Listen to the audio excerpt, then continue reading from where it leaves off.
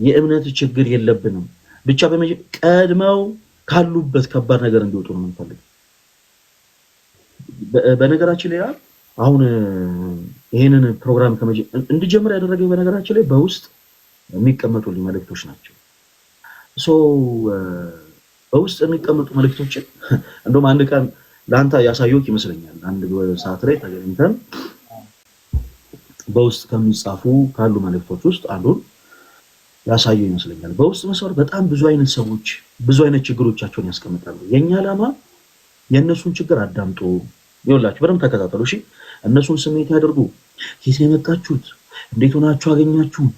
እንዴት ኦርቶዶክስ የመልካምን ወጣትን አያችሁት? ፈለገ ሲባል ሰዎች በቃ እኔ ጆሮዬ እንትን ይል ነበረ፣ አሁን ግን አንተን ስላገኘው በቃ ልቤ ሐሴት አደረገች ምናምን ብለው እንዲመለሱ አይደለም የምንፈልገው።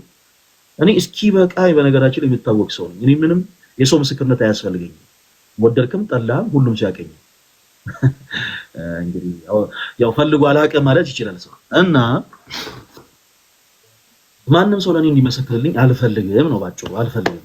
ምን ፈልገው በነፍስ የድፋምነት ስሜት የተሰማቸው ፕላስ ደግሞ በከባባድ ልምምዶች ውስጥ ያሉትን በጣም ከባባድ በሆኑ ልምምዶች ውስጥ ሆነው በጣም ተቸግረው ያሉ ከዛ ልምምድ መውጣት የሚፈልጉ ሰዎችን በአጠቃላይ ግን ልናገዛቸው እንፈልጋለን። ስጋቸውን በመሸጥ የሚኖሩ እህቶች እኔ አንዲት እህት መልእክት አስቀምጣልኝ እንዴት ልቤ ደስ እንዳለው እኔ ነኝ የማውቀው። ስጋዋን በመሸጥ የምትኖር ሴት ነች። ሊያውም ከሌላ ቤተ እምነት የመጣች። ቤተ እምነቷን መጥቀስ አያስፈልግም፣ ምክንያቱም እኛ የብሽሽቅ ዓላማ የለንም። የብሽሽቅ ዓላማ ቢኖርን ኢቭን ለነሱ እንኳን ሚስጥር ሳንጨነቅ አንዳንዴ ምን አለ መሰላችሁ፣ እኛ ኦርቶዶክሳውያንን በነገራችን ላይ በአደባባይ የሚወራውንና ለካህን የሚወራን ነገር ለይተን እናውቃለን። ስለዚህ ለሆኑ ሰዎችን ለማብሸቅ ብለን ገመናቸው መደበቅ ያለባቸውን ሰዎች ሁሉ አደባባይ እያወጣን እሺ ከዛስ በለው ያዘው ፍለጠው አንልም። በቻልነው አቅም በውስጥ ማውራት የምንችላቸው ሰዎች በውስጥ እናወራቸዋለን። እና ይቺ ስጋዋን በመሸጥ የምትኖር እህት ነች፣ ያውም ከሌላ ቤተ እምነት የመጣች እና ውስጧ ሁልጊዜ ክርስቶስን ቤተ መቅደስ ይናፍቃል። ቤተክርስቲያን ሄዳ ቅዳሴ ማስቀደስ፣ ነጣው ለለምሳ በማለቱ መገኘት፣ እግዚአብሔርን ማመስገኑ በጣም ትፈልጋለች። ነገር ግን ያለውበት ነገር ይገድበኛል ብላ ነው የነገረችኝ። ልቧ እግዚአብሔርን ይሻል እና የሆነ ደግሞ የምትሰራው ስራ ደግሞ ስለሚገድባት በናፍቆት ብቻ ቀርታለች። ስለዚህ የኛን ፍላጎት ያ ነው። የሆነ ተአምር ፈጥረን ጭራሽ እግዚአብሔርን ያላሰበውን ሰው ተአምር ፈጥረንና ምናምን ብሎ ጎትቶ ምናምን ይዞ መሄድ አይደለም። ልባቸው እግዚአብሔርን የሚናፍቁ ብዙ ሰዎች እመኑ ይንገራል። በተለያየ አይነት ኮንዲሽን ላይ ሆነ በተለያየ አይነት ኮንዲሽን ላይ አንድ ሌላ ፕሮቴስታንት ነገ ከነገ ወዲያ መጥቶ የሆኑ ሰዎችን ጫት ላስጠርቢ፣ ይሄ መልካም ሐሳብ ነው። በነገራችን ላይ ምንም የሚያበሽቅ ነገር አይደለም። የምትበሽቅ ከሆነ ችግር አለ ማለት ነው። ኦኬ በላካ ይሄ መልካም ነገርን ከማድረግ ባለፈ በነዛ ሰዎች ስም የሸቀልክ ከሆነ ወረ ልትበሽቅ ትችላለህ። ምክንያቱም እንደ ገበያ ስለምታየው ማለት ነው። ልክ ከስጋ ቤት አጠገብ ስጋ ቤት ሲከፈት ቀድሞ የከፈተው ባለ ስጋ እንደሚያቆርፍ ሁሉ በተመሳሳይ ቢዝነስ እየሰራህበት ከሆነ ልትከፋት ትችላለህ። ካልሆነ ግን ኢትስ ፖዚቲቭ ምንም ችግር የለውም። እና ባጭሩ እኛ ማንም ጮኸ ማን አረ ፕሊስ እንደዚህ አትበሉ ይሄ የኛ ስም ነው ምናምን አሉም አላሉም እኛ እንደዚህ አይነት ጩኸቶች ቦታ የለንም። እግዚአብሔር ይመስገን። አረ ያስተዋወቀው ነው ገሌን ምናምን ብለውም ይሄኛውን አዲሱን ደግሞ የኛን ራይ ያስተዋወቁ ያሉትን በዚህ አጋጣሚ በዚህ ዙሪያ በጉባኤ ፈለገ አትናቴዎስ ዙሪያ ከልቤ ነው የሚራችሁ። ይሄ ለወረት ምናምን አይደለም። በጉባኤ ፈለገ አትናቴዎስ ዙሪያ ኦርቶዶክሳዊ መልካም ወጣት ዙሪያ የተለያዩ ቪዲዮዎችን ሲሰሩ የነበሩ የተለያየ ቤተ እምነት አማኞች ስፔሻሊ ፕሮቴስታንት የሆኑ እህት ወንድሞች ካሉ መልእክቴን አድርሱልኝ። ለእያንዳንዳቸው 10 ሺህ ብር እሸልማቸዋለሁ። አካውንታቸውን በውስጥ መስመር ያስቀምጡልኝ። በቁም ነገር እንዲህ ዝም ብዬ ለወረት አይደለም። በቁም ነገር አካውንታቸውን በውስጥ መስመር ያስቀምጡልኝ። ምክንያቱም ለኛ ትልቅ ስራ ነው ይሰሩልን። ይሄ ሁሉ ኦርቶዶክሳዊ የሆነ ሰው በአጠቃላይ በእነሱ ጩኸት እነሱ እኛን እናበሽቃለን ብለው እኛን እንዘልፋለን ብለው እኛን እናበሳጫለን ብለው በሰሯቸው ቪዲዮዎች ነው ይሄ ሁሉ ሰው ይሄንን ጉባኤ ፈለገ አትናቴዎስን ሊያቅ ሊረዳ ይቻለው። እና ለእያንዳንዳቸው 10 ሺህ ብር እንሸልማቸዋለን። ፈቃደኛ ከሆኑ ማለት ነው። ፈቃደኛ ከሆኑ አካውንታቸውን በውስጥ መስመር ያስቀምጡልኝ፣ እሸልማቸዋለሁ። እና ሁላችሁ እዚህ ውስጥ ያላችሁ ኦርቶዶክስ የሆናችሁ እህቶች ወንድሞች፣ ዛሬ ማታም እጅግ በጣም የምንወደው አንድ ወንድማችን በሌላ አይነት ኮንተንት የምታውቁት አንድ ወንድማችን ዛሬ ማታ ይመጣል። የኛ ዓላማ በቃ ያ ነው። በሌላ አይነት ህይወት ላይ ያለውን ሰው በአጠቃላይ ቀስ እያደረጉ ወደ ቤተክርስቲያን ማቅረብ ነው። ለምሳሌ ዛሬ ያብን ተመልከቱት። ያብ ያለ ፈለገ አትናቴዎስ እርዳታ ያለ ማንም እርዳታ በድንግል ማርያም ግን ረድኤት ኦኬ ከነበረበት ህይወት የተመለሰ ሰው ነው። ከነበረበት ህይወት ምን አይነት ህይወት ነበረው? ቆይ እሱ በኋላ ይነግራል። እንደ አዲስ ያብ ከዚህ በፊት ምን አይነት ህይወት ነበረው? ከዛ በኋላ እንዴት ብሎ በምን አይነት አጋጣሚ ወደ መንፈሳዊ ህይወት ሊመጣ ቻለ? ሁሉ ነገር ከሱ ተሰሙታላችሁ። ተርኒንግ ፖይንት አለ ለሁሉም ሰው። ክርስቲያኖች ተስፋ እንዳትቆርጡ። እኔ ኃጢአተኛ ነኝ፣ እኔ በደለኛ ነኝ ብላችሁ በውጭ አትቅሩ። በቤተ ክርስቲያናችን የሚቆረሰው ስጋ የሚፈሰው ደም ያ ሁሉ ነገር የተከፈለው ለእናንተ ነው፣ ለኛም ነው። ስለዚህ ፕሊስ እባካችሁ ራሳችሁን አታሽሹ። ክርስቶስ ይፈልጋችኋል። ኦኬ እኔ ኃጢአተኛ ነኝ ብላችሁ ግን በመጥፎ ጸጸት ራሳችሁን ከቤተ ክርስቲያን አታርቁ። ብዙ ሰው በነገራችን ላይ ወደ ባዕድ አምልኮ ወደ ፕሮቴስታንት አዳራሾች ወደ ተለያዩ ጥንቆላ ስፍራዎች የሚሄደው አማራጭ ሲያጣ ነው። አማራጭ ሲያጣ በቤተ ክርስቲያን ውስጥ የቤተ ክርስቲያናችን ራስ የሆነው ክርስቶስ እኮ ከኃጢአት አጥቦ ሊያነጻን የሚችል እኮ ያውቃል። ግን ፍርሃት አለ አይደለ? ፍርሃት እኔ እንዴት እቀርባለሁ፣ እኔ እንዴት ለዚህ ይገባለሁ የሚል ፍርሃት ስላለ ሰዎች ተደብቀው ያጡትን ሰላም ለማግኘት ተደብቀው ግማሾቻቸው ባዕድ አምልኮ ቦታ ላይ፣ ግማሾቻቸው ወደ ፕሮቴስታንት አዳራሽ፣ ግማሾቻቸው ወደ ጥንቆላ ስፍራ ይሄዳሉ፣ ይተናሉ። አሁን እባካችሁን ሳታውቁ የሄዳችሁም ጭምር ኑ ቤተክርስቲያናችሁን ወቁ። ሳታውቁ የባዕድ አምልኮ ለማመድ የጀመራችሁም ጭምር ኑ ከአጋንንት ስራት ነፃ አውጡ። የምታመልኩት አምላክ ክርስቶስ ነፃ የሚያወጣ ከኃጢአት ድፋምነት ስሜት አጥቦ የሚያነጻ አምላክ ነው። ስለዚህ ኑ ቀረብ በሉ፣ ሸክማችሁን አቅሉ እና ይሄንን አጋጣሚ ሁላችሁም ሊያመልጣችሁ አይገባም። በተለያየ ችግር ውስጥ ያላችሁ አርብ ማታ እድል እንሰጣችኋለን። መጣችሁ ያላችሁበትን ከባድ የሚባል ችግር ትነግሩናላችሁ። በቻልነው አቅም እኛም ከቤተክርስቲያን ትምህርት ጋር ማድረግ ያለባችሁን ነገራችኋለን። ከዛ በኋላ ግን ይሄ ነገር ቀጣይነት ይኖራል። በወር አንዴ አይደለም፣ በየሳምንቱ አንዴ አርብ ማታ የኦርቶዶክሳዊ መልካም ወጣት መርሃ ግብር ብቻ ነው ያለው። መሬት ላይ አውርደን ጉባኤ ፈለገ አትናቴዎስ የሚባል ጉባኤን ደግሞ እንደ እግዚአብሔር መልካም ፈቃድ ለሁሉም ሰው እናሳያለን። ብዙዎች የሚጠቀሙበታል ብለን ተስፋ እናደርጋለን። እግዚአብሔር አምላክ ይርዳን። ያብዬ ሳንወጣ በፊት እንደው በቻልኩ አቅም ከዚህ በፊት የሆነ ሰዓት ላይ ይመስለኛል ዶንኪቲው ላይ እንዴት ከነበርክበት ህይወት ከዚህ በፊት ቲክቶክ ፕላትፎርምን ስትጀምር መንፈሳዊ ኮንተንት አልነበረም እያለ የሆነ ሰዓት የተለያዩ ነገሮችን ጀምረ ነበር። የተለያዩ አይነት ላይፎችን አሳልፈሃል። ከዛ በኋላ እንዴት ነው ወደ መንፈሳዊነት የመጣው? እግዚአብሔር አምላክ አንዳንዴ ታሪክ ቀያሪ ነው። ጴጥሮስ ከቤቱ ሲወጣ የወጣው አሳ ለማጥመድ ነበር፣ ግን ጌታችን ኢየሱስ ታሪክ ቀያሪ ነውና ከዚህ በኋላ አሳ አጥማጅ ሳይሆን ሰውን አጥማጅ ትሆናለህ አለው። ጳውሎስ አሳዳጅ ነበር። ከዛ በኋላ ግን ብርሃን ዓለም ተባለ። በአንድ ቀን 3000 ነፍሳትን የሚያስጠምቅ ሐዋርያ ሆነ። ያብስ እንዴት ነው አሁን ለሌሎቹ ተሞክሮ እንደው? ምክንያቱም አሁን ላይ ፈርተው የሚቀመጡ በጣም ብዙ አይነት ሰዎች አሉ፣ የተለያየ አይነት ልምምድ ውስጥ ያሉ እና ያብሻ ምን አይነት ላይፍ ነበረው? እንዴት ሆኖ ነው ወደ መንፈሳዊ ህይወት የመጣው? እሱን ትንሽ ንገረን። እሺ ፈለገ፣ አመሰግናለሁ። ያው በመጀመሪያ ያው ቢያንስ አንድ ሰው ቢቀየርበት ማውራቱ መልካም ነውና እኔ እንግዲህ ቲክቶክ ላይ ዓለማዊ ስራ ነበር የምሰራው። ማለት ፕራንክ ሰራ ነበር፣ ሊፕሲንግ ዘፈኖችን ሰራ ነበርና ከቤት ቲክቶክ እንደጀመርኩ አካባቢ እንደዚህ ዓለማዊ ስራዎችን እየሰራው ከቤት ወጣው፣ ከቤተሰብ ማለት ነውና ብቻዬን ከጓደኞቼ ጋር መኖር ጀመርኩ። ከዛ ያው ጌም እንደዚሁ ስጫወት በፕራንኮቼም አንዳንድ የሚወዱኝ ሰዎች ነበሩ እና በጊፍት መልኩ ሰፖርት ያደርጉኝ ነበር አንዳንድ ነገር እና ያው ዓለማዊ ነገርን እየሰራው እቺ ገንዘቡ መምጣት ጀመረ ማለት ነው። ከዛ እንደዚህ ሲሆን ምን አይነት ላይፍ ጀመርኩ? ያለ እድሜ ማለት ነው። የክለብ ላይፍ የሚባል በቃ በጣም ቆሻሻ የሆነ ላይፍ ውስጥ ገባው ማለት ነው። የክለብ ላይፍ ውስጥ ገባው። ሌሊት ጌም ጮትና 8 ሰዓት ላይ ይወጣለሁ። አንግቼው 3 ሰዓት 4 ሰዓት ነበር ምገባው። ያውም አንድ ክለብ አይደለም ምገባው የነበረው 4-3 ክለብ ነው ምገባው። ኤጅ ምናምን አይጠየቅም። ትንሽ ሚዲያው ላይ ከታወቅ በቃ አንተ ከሄድክላቸው እዛ ቤት ማንም ይመልስ የለም እና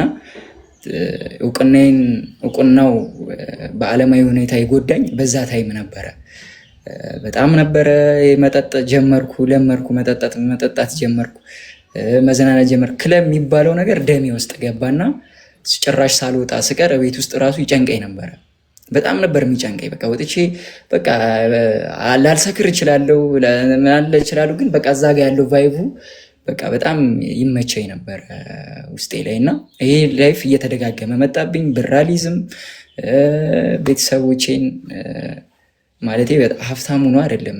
እኔ እዚህ ጋር በቀን 10 ሺህ ብር 20 ሺህ ብር ልሰራ እችላለሁ። ቲክቶክ ላይ ሊሰጡኝ ይችላሉ ወዳጆች። ያችን ብር ግን ማጠፋት ክለብ ላይ ነበር እኔ ማለት ነው። ግን ለቤተሰቦቼ ሳፖርት ባደርግበት ያ ገንዘብ ቀላል ነገር አይደለም። በቃ በመጦጭ በአልኮሎች ያልቃል ማለት ነው ያ ገንዘብ እና የተደጋጋሚ ላይፍ መምጣት ጀመረ ወደ እኔ። ይሄ ላይፍ ሲመጣ ይኸው እመቤቴ ምስክሬ ናት። ደውሎልኝ ማያውቀው ማለት ነው ደውሎልኝ ማያውቀው አንድ ጓደኛዬ ደወለልኝና ያብ ለምን ሰሚነሽ ኪዳነ ምሕረት አንሄድም ማለት የት ነው ሰሚነሽ ኪዳነ ምሕረት አለሽ ደብረ ብርሃን አንድ ሰሚነሽ ኪዳነ ምሕረት የምትባል በጣም ተአምረኛ ቦታ ነው፣ ዝም ብለን እስኪ ናስቲ ምናምን ተባልኩ እና የሆነ ክለብ ላይ ደግሞ እናቴ ትሙት ይመጣሉ ተብለን ማለት ነው። በዛን ቀን ፖስተራችን ሁሉ ተለጥፎ ነበር ይመጣሉ ተብለን እኛ ማለት ነው። እኔ እንጃ እኔ ምን እንደወሰደኝም አላውቅም ነበር ማለት ነው።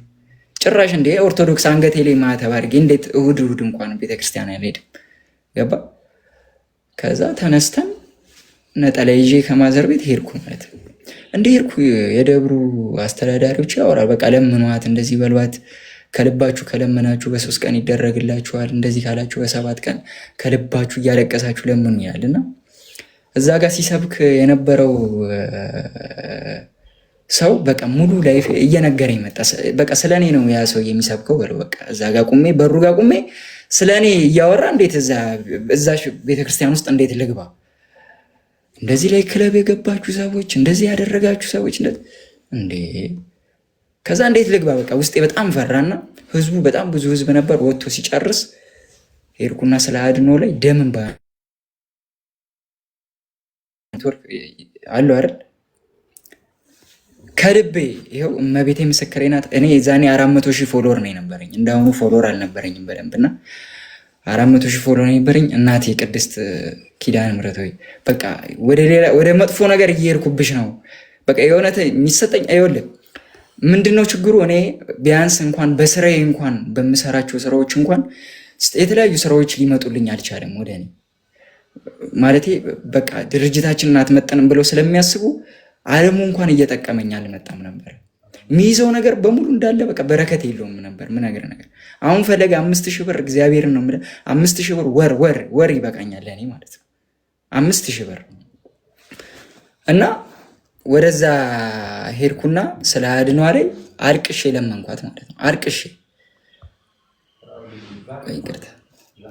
አልቅሼ ለመንኳትና ፈለገኝ። በጣም የሚገርመው ነገር ልንገርህ፣ በጣም የሚገርመው ነገር እኔ ሄድኩኝ። እኔ እመቤቴን ስለ ቤተክርስቲያን ጉዳይ አንድ ቀን ተደውሎልኝ አያውቅም። አንድ ቀን ስለ ቤተክርስቲያን ጉዳይ እንደዚህ እስኪ ፕሮሞት አድርግልን፣ እንደዚህ አስተዋውቅን፣ እንደዚህ እስኪ ቤተክርስቲያናችን እንደዚህ ተጎድታ እንደዚህ እናቴ ይሄው ዛሬ ማታ እንጋዲኝ እንደዚህ ብዬ በቃ እንደዚህ ተደውሎልኝ አያውቅም። ሂጄ ጸሎት አረኩ። አልበለውም ነበር ማለት ነው። ጸሎት አረኩ። ባስ ውስጥ ቀጥ ብዬ ገባሁ አልቅሼ ማለት ነው። እመቤቴን እንደመጣሁ በ3ኛ ቀኑ አንድ ስልክ ተደወለልኝ። ክርስቶስን ለምን እንደዚህ አይነት ፎሎወር አለ? ለምንድን ነው ቤተክርስቲያን እንደዚህ የማታስተዋውቀው ተባለ። ምን ቤተክርስቲያን ነው? እንደዚህ ስላሴ ካራቆሪ ስላሴ ቤተክርስቲያን አለ እና ቤተክርስቲያኑ ምንድነው ከሽንት ቤት አጠገብ ነው ያለው። ሁለተኛ ደግሞ እዳ አለበት የ8 ሚሊዮን ብር እዳ እና እናቶች ነጠላ ዘርግተው 4 ሚሊዮኑን ከፍሎታል። እባክህ 4 ሚሊዮኑን እንደምትችለው አድርጋ አስተባብራ አግዘናሉ። ከዛ እንደ ድንገት ቪዲዮ ሰራው ለቀኩ። በጣም ብዙ ሰው አየው። በሚሊዮን ደረጃ የሆነ ገንዘብ አገኙ ፈለገኝ። ከዛ ያ ገንዘብ አጥጋቢ አልነበረም በሰዓቱ ማለት ነው። እንግዲህ አስበው፣ እኔ ከክለብ ተነስቼ ነው እዛ ቤት ሄዶ እኔ አላቅም ምንም ነገር ነው ነገር የእግዚአብሔርን ተአምር ነው ነገር በቃ ቀጥተኛ እኔ ወደ መንፈሳዊ ህይወት እንድገባ በቃ እግዚአብሔር ልቤን ስለሰጠሁት ወደዛ የመራኝ ታይም ነው ይሄ ታይም ማለት ነው። ንጹህ ልብ ብቻ ነው የሚያስፈልገው እንደዚህ አይነት ስራ ውስጥ ለመግባት ማለት ነው። ሄድኩኝ፣ ላይቭ ላይ ቁጭ አልኩኝ። በ2 ቀን 2 ሚሊዮን ብር ሰበሰብኩ ለቤተ ክርስቲያኗ ማለት ነው።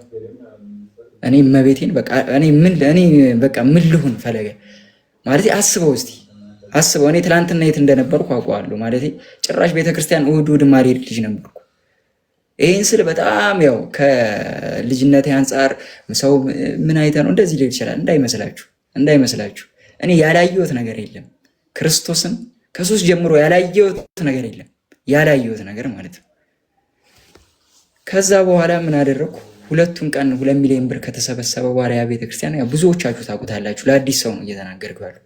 ከዛ ዓለም ላይ አሁን ላይ በደንብ የሚታወቁ ዘፈንም ያላቸው ትልልቅ ላይቭ ስትሪመሮች አይናቸው በሙሉ እኔ ቤት ሆነ ማለት ነው። ላይቭ ላይ ሆነ እዛ ጋር ሲያዩኝ ሁሉም መጡና እዛ ጋር በአንድነት ፕሮቴስታንቱ እግዚአብሔርን እንግዲህ ጆን ዳንኤልን ካወቃችሁት ፕሮቴስታንት ነው። ናውን ፎንቲን ካያችሁት ፕሮቴስታንት ነው። ሙስሊሞች ነበሩ። አይዛክ የሚባል ሙስሊም ልጅ ነበር። መጡ እኔ ቤት ላይ ገቡ። በ2 ቀን 2 ሚሊዮን ሞላ። 4 ሚሊዮን ተከፈለ እዳው ማለት ነው። ከዛ በኋላ እግዚአብሔር ወደ መንገድ ያለው ያንን ያየ ያንን ቪዲዮ ያየ ያንን ስራ ያዩኝ ሰዎች ኢንቦክስ ላይ ያወሩኝ ጀመረ። እኛንም እንደዚህ አግረን ሳፖርት አድርገን ምናምን እያሉ ጀመሩ እኔን ማለት ነው ኢንቦክስ ላይ። ከዛ በኋላ የእነሱን መልስ ሰጥ እግዚአብሔር በእኔ ላይ ያድሮ እኔ ብቻ ይወለ ፈለገ እኔ እናቴ ትሙት እኔ በጣም የሚገርመኝ ነገር ነው የምነግርህ። እኔ ስለሆነ ቤተክርስቲያን እንደዚህ ብዬ ከሰራው አሁን ላይ ማለት ነው እግዚአብሔር ይመስገን እኔ ማለት ነው እንደ በፊቱ ብር ላልሰራ እችላለሁ። ምንም ብር ላይኖረኝ ይችላል። ግን እግዚአብሔር መያዜ እግዚአብሔር ጋር መጠጋቴ ማለት ነው በቃ ከምንም በላይ በህይወቴ በቃ እንደዚህ መስመር ውስጥ ልስትበት በቃ እንደዚህ ምላጭ በቃ ልስትበት የነበረ ታይም ላይ ነው ወደ እግዚአብሔር የተጠጋሁት እኔ ማለት ነው። ከዛ ይሄ ሁሉ በረከት እኔ በእኔ አቅም ሊሰሩ ማይችሉ እግዚአብሔር እንዴት መርጠሄ ነው ማለት እንዴት መርጠሄ ነው እንዴት ልሰራ እችላለሁ እንደዚህ አይነት ስራ እስከምል ድረስ ማለት ነው። የሚመጡ ምሰራቸውን ቤተክርስቲያን አድባራት ወታያላችሁ። ኮመንት ላይ ያው ሁሉ ሰው በህይወቴ በጣም ትልልቅ ሰዎችን አፈራው። በዚህ ታይም ብር ከማፍላቅ ሰው ማፍራት ይበልጣልና መንፈሳዊነት የገባውበት ልቤን ስለ እግዚአብሔር በቃ ንጹህ አድርጌ የመመለስ ብቻ እናንተ ውስጣችሁ የመመለስ ፍላጎት ይኑራችሁ ብቻ ከልባችሁ ተማጸኑ ብቻ እመቤቴ ምስክሬ ናት ነው የምላችሁ። ምንም የማይስተካከል ነገር የለም። እኔ ያለሁበት እንደዚህ ሱሰኛ ነኝ፣ እኔ ቤተክርስቲያን አይገባኝም እንዴ? እንደዚህ አይባልም። እኔም አይገባኝም ነበር። እንደዛ ከሆነ እኮ እዛ ደጅ ላይ ልረግጥ። እግዚአብሔር መጀመሪያ በራስ ይጠራል፣ ከዛ በጓደኛ ነው የሚጠራ። ቀሳ ነው በጓደኛ ይጠራል። እኔ በጓደኛ የጠርቶ ነው እዚህ ድረስ የደረስኩት። እና አሁን ላይ ሱስ ውስጥ ያላችሁ ሰዎች ክርስቶስን ምንም ከእግዚአብሔር ውጭ ነገ ይሄውኝ እኔ ምራቄን ማሸነፍ ማልችል ሰው ነኝ። ትንብዬ ነው የምሞተው። ንስሐ የሚፈሩ ሰዎች ይሄው ፈለገኝ። እኔ ብዙ ጊዜ ጓደኞቼን ገዳማት ስወስድ ማለት ነው ንስሐ ሳላስገባ አላመጣቸውም ነበር። ይሄው የትኛውም መጠየቅ ትችላላችሁ ላይ ብላ ያስገብታችሁ እና ነገ እኮ እዛ ቦታ ላይ እንደምገባ ቃለሁ እና እኔ አልገባም ብሎ ያስቸግሩኛል ብዙ ሰዎች ማለት ነው። ብዙ ጓደኞቼ ነገ እዛ ላይፍ ላይ እንዳለው አውቃለሁ እና እዛ ላይፍ ውስጥ መመለሴ ስለማይቀር ንስሐ አልገባም ብሎ ያስባሉ። ከዛ አንድ የገዳም አባት ነው የነገረኝ ፈለገይ ንስሐ ማለት መራመድ እንደማይችል ሕፃን ልጅ ነው ማለት የመጀመሪያ ቀን ሕፃን ልጅ ስታራምደው ይወድቃል። አሁንም ትይዟለህ፣ ይዘው ለመሄድ ትሞክራለህ፣ አሁንም ይወድቃል። ከዛ የልጅ መጨረሻ ላይ አሸንፎ ይራመዳል ጠንክሮ አይደል? ንስሐም እንደዚህ ነው። ከእግዚአብሔር ጋር ትታረቃለህ፣ ትወድቃለህ፣ በዓለም ትፈተናለህ። ከዛ ደግሞ ድጋሚ ንስሐ ትገባለህ። እግዚአብሔር በህይወታችሁ ውስጥ ተአምር ያደርግላችኋል። ያን ተአምር ስታዩ ዓለሙ በሙሉ ያስጣኔ ገዳማት ሲሄድ ጅሩ አርሴማ ባለፈው የሄድኩ ቀን ፈለገ ወደዚህ መምጣት አልፈለኩም። በቃ አልፈለኩም። እግዚአብሔርን እዛው ቁጭ ብዬ ማገልገል ነበር የፈለግኩት። ገባ ውስጥ በቃ እግዚአብሔር ሰርጾ ይገባል። በቃ እናንተ ብቻ ልባችሁ ንጹህ ሆኖ ወደ እግዚአብሔር ለመቅረብ ብቻ መፈለግን ነው። በቃ ልባችሁ ንጹህ ሆኖ እግዚአብሔርን ለመፈለግ ክርስቶስን ለመፈለግ መሄድ ብቻ ነው።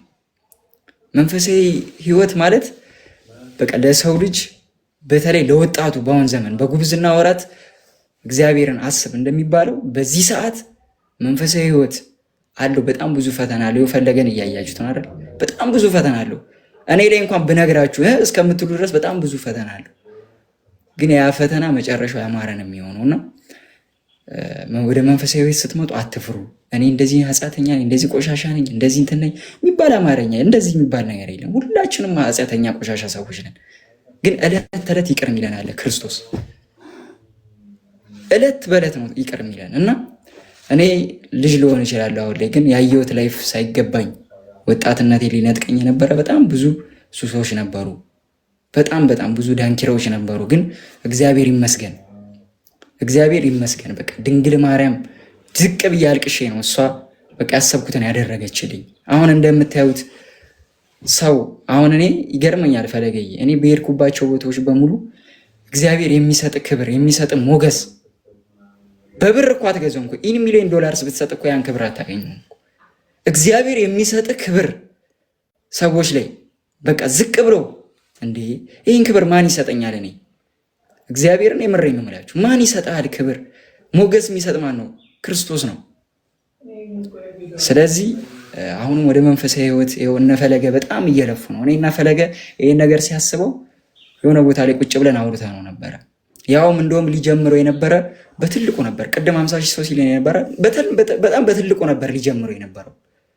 አሁንም ደግሞ ያሳካዋል። ከጎኑ ነን።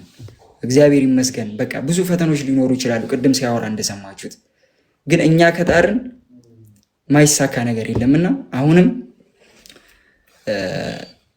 እንደውም እንደነፈለገ ሚዲያው ላይ በጣም እንደውም እየለፉ አይደለም ማለቴ እነሱ ቁጭ ብለው ሌት ቀን ነው በቃ አንድ ሰው ከለወጥን ብለው ቁጭ ብለው ላይቭ ላይ አይናቸው ደም እስከሚመስል እየሰሩ ያሉትና አሁንም ጥሪ ሲያቀርቡ ኦርቶዶክሳውያን አትፍሩ። እኔ እንደዚህ ነኝ፣ እኔ አይገባኝም፣ እንደዚህ ነኝ። በእርግጠኝነት እኔ ፈለገ ቤት አልገባም የሚል ሰው እኔ እኮ እንደዚህ የሚል ሰው እኮ አለ እኮ በእርግጠኝነት ፈለገ እዛ እኮ ስለ መጽሐፍ ቅዱስ ስለ ክርስቶስ ነው የሚወራው፣ ይሄ ቦታ እኮ አይመጥነኝ የሚል ሰው በጣም ብዙ ሰው አለ። እንደዚህ ይሄን አስተሳሰብ ከአይምሯችሁ ማውጣት አለባችሁ። ደግሞ ይሄን ነገር ተቀይሮ ደግሞ እንደምናየው 100% እርግጠኛ ነኝ። አሁን ይሄ በጣም ጥቂቱ ነው። ነገ ዓርብ የተጠራችሁት ጥቂቱ ነው። 50,000 100,000 ሰው አዳራሽ ሞልተን በአመት አንዴ አይደለም በሳምንት አንዴ ኦርቶዶክሳውያን እየተገናኘን ዓርብ ቀን እንዳለው ማለት ነው ስለ ክርስቶስ እያወራን ስለ ክርስቶስ ፍቅር እየተናገርን ስለ እመቤቴ ስለ ቅድስት ድንግል ማርያም አማላጅነት አስታራቂነት ገና ይሰበካል። ኢትዮጵያ ላይ ይሰበካል። ገና ደግሞ ትውልድ ይነሳል። እነፈለገ ደግሞ እግዚአብሔር እድሜና ጤና ይስጣችሁ። እኔ በተለይ ፈለገን በማወቄ በጣም እድለኛ ነኝ። በጣም ክርስቶስ ምስክሬ ነው የምላችሁ። ክርስቶስ ምስክሬ ነው። እኔ ፈለገ በማወቄ በጣም እድለኛ ነኝ እና ዛሬም ነገም እነሱ በሚያደርጓቸው ጥሪዎች እኛ ወንድሞቻችን ከጎናቸው አንድ ሰው ብቻ ምንም ሊያደርግ አይችልም። ሁለት ሰው ምንም ሊያደርግ አይችልም። እኛ አብረን መተጋገዝ አለብን። አንድ ጥሪ ስንጠራ እህት ወንድሞቻችን ጓደኛ የሰፈር ጓደኛ እስኪ ዝም ብላ ይዛችሁትን ውስጥ በዛች ታይም እናንተን ያመሰግናችኋል። እኔ ከመሬት ነው እንደዚህ ይዘው ይሄዱት እንዳልኳል እና ያው ሁላችሁም ልባችሁን ክፍት አድርጋችሁ ወደ እግዚአብሔር መቅረብ ነውና ፈለገ ይህን ነገር ማዘጋጀታችሁም እናንተም እግዚአብሔር ይስጣችሁ። በጣም ትልቅ ነገር ነው ያደረጋችሁት እና በጣም ነው የማመሰግነው። እኔ በቻልኩት አቅም ያው ወንድሜ በጣም ታውቃለህ፣ በጣም ነው የምወድህ፣ በጣም ነው የማከብርህ፣ በጣም ማለት ነው። እኔም ባልከኝ ቀን በሙሉ ተገኝቼ አቅሜን አደርጋለሁ። ዓለም ላይ ያሉ ብዙ ጓደኞች አሉ፣ እነሱን ይዤ መጥቼ ጥሩ ነገር እናሳልፋለን። ስለ ክርስቶስ ፍቅር በደንብ ስለ ቅድስት ድንግል ማርያም አማላጅነት እደግመዋለሁ። ገና ይሰበካል። ገና አመሰግናለሁ። ያቤ በጣም ነው የማመሰግነው። እግዚአብሔር ያክብርልኝ። ያው ዙስ ያላችሁ እህት ወንድሞቻችን እንግዲህ ደጋግመን እንዳልነው ያው አሁን የያብ አይነት ህይወት ያላችሁ በጣም ብዙ ሰዎች ይኖራሉ እዚህ ውስጥ። ለዛ ነው የራስህን ተሞክሮ እንዲነገር የሚያደርግ ነው። ልክ እንደ ያብ አይነት ተሞክሮ ያለው ብዙ ሰው ይኖራል። የተለያየ አይነት ክለብ ውስጥ የብዙ አይነት ላይፍ ያየ እና መመለስ የሚፈልግ ሰው ይኖራል እና አጋጣሚውን ተጠቅማችሁ ከጨለማ አሰራር እንድታመልጡ የእናንተ ህይወት ደግሞ የእግዚአብሔር ትምህርት ቤት ሆኖ ሰዎች እንዲማሩበት ነው እኛ የምንፈልገው። ጌታ ቢረዳንና ተወዳጆች እንግዲህ ዓርብ ማታ 3 ሰዓት እዚሁ ፈለገ አትናቴዎስ የሚለው የቲክታክ አካውንት ላይ ሁላችሁም ታገኙ። በተለያየ አይነት ችግር ውስጥ ያሉት ወንድሞቻችን በአጠቃላይ እንሰማቸዋለን። በቃ እኛ እንዲህ አይነቱ መርሃ ግብር ያዘጋጀ ነው ለዛ ነው። እስከዛ ድረስ በላይቭ ስትሪም የሚኖረን መርሃ ግብር ያ በጣም ሶሪ ትንሽ ሳይነስ አሞኛል ዛሬ በጣም ተቸግሬያለሁ እና ዓርብ ማታ 3 ሰዓት በተለያየ አይነት ችግር ውስጥ ያላችሁ ከተለያየ ሱስ መውጣት የምትፈልጉ ከተለያየ ስምምድ መውጣት የምትፈልጉ እህት ወንድሞች ሁላችሁም ዓርብ ማታ 3 ሰዓት እንድትገኙ። ዛሬ ማታ በነገራችን ላይ ትልቅ እንግዳ አለን። እጅግ በጣም እንወደው አንድ ወንድማችን ይመጣል እና ዛሬ ማታ 3 ሰዓትም እንዳትቀሩ። ዛሬ ማታ 3 ሰዓት ይኖረናል። ነገ ማታ 3 ሰዓትም አለ። ሁላችሁ እንዳትቀሩ። ሌላው እሁድ የት ናችሁ ተወዳጆች? እስኪ አዲስ አበባ ያላችሁ ሰዎች እሁድ የት ናችሁ? አዲስ አበባ ያላችሁ ሰዎች ብቻ እሁድ የት ናችሁ? እሺ የተለያየ ቦታ ልትሆኑ ትችላላችሁ። ለማንኛውም አሁን እሁድ የአሁኑ ፊታችን እሁድ እንደ እግዚአብሔር መልካም ፈቃድ እኔ ወንድማችሁና ዘማሪ ብስራት 21 ሚዲያ ላይ የምታውቁት በአገልግሎቱ የምትወዱት ወንድማችሁ ዘማሪ ብስራት ሰሚት ጊዮርጊስ ቤተክርስቲያን እንግዲህ ለአገልግሎት እንመጣለን እና ሰሚት ጊዮርጊስ አካባቢ ያላችሁ ኦርቶዶክስ የሆናችሁ ወንድሞች እዛ እንገናኝ። መምጣት የምትችሉም ደግሞ ተወዳጅ የሆናችሁ ወንድሞች ሁላችሁም እንዳትቀሩ። እንግዲህ በአካል እንገናኛለን ማለት ነው እና ሰሚት ጊዮርጊስ ትልቅ የተዘጋጀ ጉባኤ አለ እና እንደ እግዚአብሔር መልካም ፈቃድ እዛ እንገኛለን። የምትችሉ ኦርቶዶክሳውያን ያው እንግዲህ ካራቃችሁ ሰሚት ጊዮርጊስ ቤተክርስቲያን ከቅዳሴ በኋላ ማለት ነው ከቅዳሴ በኋላ ባለው ጉባኤ ላይ ጠዋት እንድትገኙ በሉል እግዚአብሔር ስም እንጠራችኋለን። ተወዳጆች በጣም ነው የምወዳችሁ። ያብዬ በቃ ለወጣ ነው። አመሰግናለሁ ይሄን ምስክርነት እንድሰጥ ስላደረግኩኝ በጣም ነው የማመሰግነው። አሜን። እኛ አባት እንቀርም ነው እንመጣለን። በርታልኝ አንዴ ያረግ ግዴታ ነው እንዳትቀር። እግዚአብሔር ያክብርልኝ። ሁላችሁንም ወዳችኋለሁ። ፈለገ ቤት ነው ፈለገን አግዙ ተጎን ፈለገ በቃ